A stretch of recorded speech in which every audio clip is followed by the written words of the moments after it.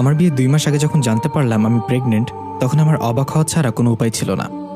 আমি আজ পর্যন্ত কোনো ছেলের সাথে ডেট তো দূরের কথা হাতও ধরিনি, তাহলে আজ কেন এবং কিভাবে এটা হতে পারে?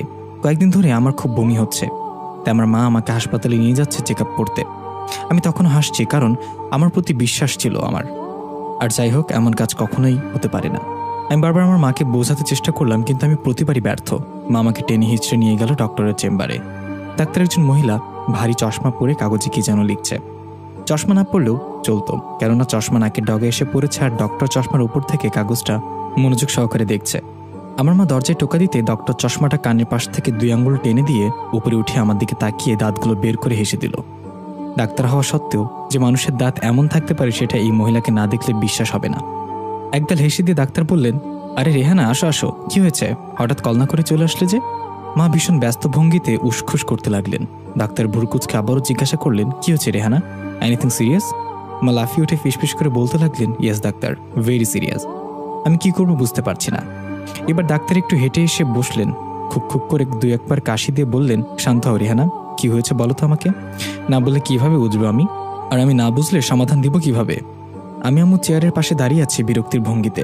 এই ডাক্তার মহিলাকে আমার বরাবরই অসহ্য লাগে। এই মহিলা এত কথা পেঁচায় বলে আমি এনার আশেপাশে আসি না। ডাক্তার আমাকে উদ্দেশ্য করে বললেন, রোজা, তুমি দাঁড়িয়ে আছো কেন? বসো এখানে। আরও কিছু বলতে যাওয়ার আগে মা ডাক্তারকে ধমক দিয়ে বললেন, ওর সাথে কি কথা বলছেন ডাক্তার? ও একটা অপয়া, ওর সাথে কথা বললে আপনি অপয়া হয়ে যাবেন। এবার আমার খুব রাগ হলো। মা হয়েছে বলে কি যা খুশি তাই বলতে পারবে? আমি কিছু বলে ওঠার আগেই ডাক্তার কৃত্রিম রাগ নিয়ে বললেন, ও কি রেহানা, এমন বলছো কেন? ও তোমার মেয়ে, শত খারাপ হলেও সে তোমারই মেয়ে, এটা তোমার মাথায় রাখতে হবে। এই প্রথম ডাক্তারকে আমার ভালো লাগলো। মা কিছুক্ষণ চুপ থেকে খপ করে ডাক্তারের হাত দুটো ধরে বলল, ডাক্তার, আপনাকে একটা কথা বলি, প্লিজ মাইন্ড করবেন না। আমি খুব বিপদে পড়ে আপনার কাছে এসেছি। আমি অন্য ডাক্তারের কাছেও যেতে পারতাম, কিন্তু আপনি আমাদের ফ্যামিলিগত ডাক্তার, তাই আপনার কাছে আসাটাই বেস্ট মনে করেছি। ডাক্তার এবার চড়াও হয়ে বললেন, আহা বলোই তো, কি হয়েছে? এমন কথা পেঁচানোর কি আছে? মা ডাক্তারের কানে কাছে মুখ নিয়ে বললেন, আমার মেয়ে প্রেগনেন্ট ডাক্তার। ডাক্তার বললেন, তোমার মেয়ে প্রেগনেন্ট? কই, আমাকে তো বিয়ের দাওয়াত দিলে না? আর বিয়ে তো দূরে, আরো 2 মাস পর হওয়ার কথা ছিল না? মায়ের এবার কাঁদো কাঁদো অবস্থা, যে কোনো সময় বর্ষণ হবে। সেটাই তো ডাক্তার, আমার মেয়ের বিয়ে হয়নি এখনো, কিন্তু আমার মনে হচ্ছে আমার মেয়ে প্রেগনেন্ট, অনেক আগে থেকেই প্রেগনেন্ট। ডাক্তার চিন্তিত মুখে আমাকে বললেন, রোজা মা, তোমার এসব কি বলছে? আমি বিরক্ত হয়ে বললাম, আমার মায়ের কথা একদম কানে নেবেন না, আপনি তো জানেন আমি কেমন। আমার কয়েকদিন ধরে খুব বমি হচ্ছে, তাই আমার মা ভাবছে আমি প্রেগনেন্ট। আমি মায়ের দিকে নজর দিতে দেখতে পেলাম মা আমার দিকে রক্ত চক্ষু নিয়ে তাকিয়ে আছে, মনে হচ্ছে এখনই গিলে খাবে আমায়। যা হোক, আমি চলে গেলাম চেক আপ রুমে।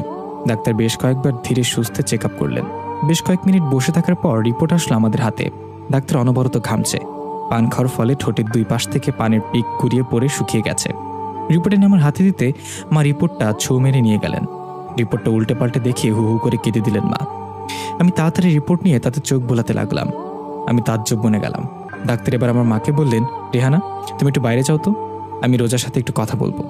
মা কোনো কথা না বলে আঁচল মুছে গুজে হালকা স্বরে হু হু করতে করতে বেরিয়ে গেলেন। ডাক্তার আমাকে রোয়ের শুয়ে প্রশ্ন করলেন, রোজা, কোনো ভয় নেই তোমার? আমি তোমাকে জিজ্ঞাসা করবো না তুমি কার সাথে